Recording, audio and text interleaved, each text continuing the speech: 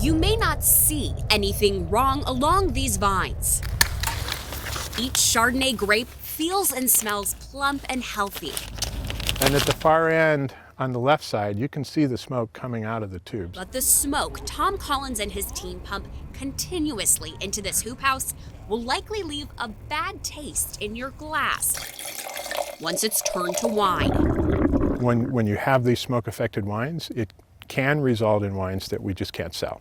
Collins spent decades in the business of winemaking before joining Washington State University.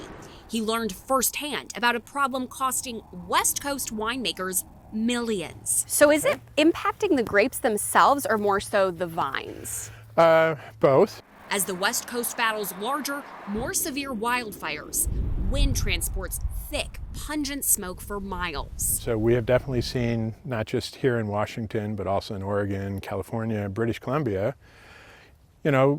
every year somewhere up and down the West Coast, there are vineyards that are affected by smoke. When smoke envelops vines, compounds called volatile phenols, which cause the smell, seep into leaves and grapes. The compounds climb into the grape skin cells and bind with sugars.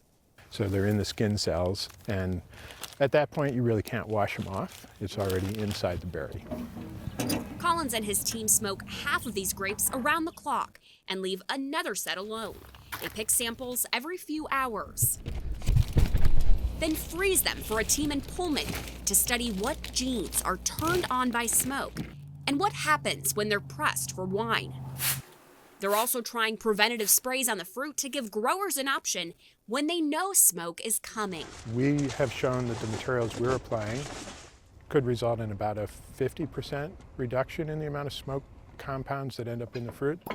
The USDA and state wine commissions have poured in more than $7 million to teams in Washington, California, and Oregon, all hoping to solve a growing issue with a sour bottom line. We're seeing losses of fruit, losses of wine related to smoke exposure events. Not widespread every year, but there'll be enough instances that it's worth studying to try and reduce the amount of losses to these smoke events. A problem made more pressing as late-season wildfires bake the scent of smoke into recent memory, with more expected in the years to come.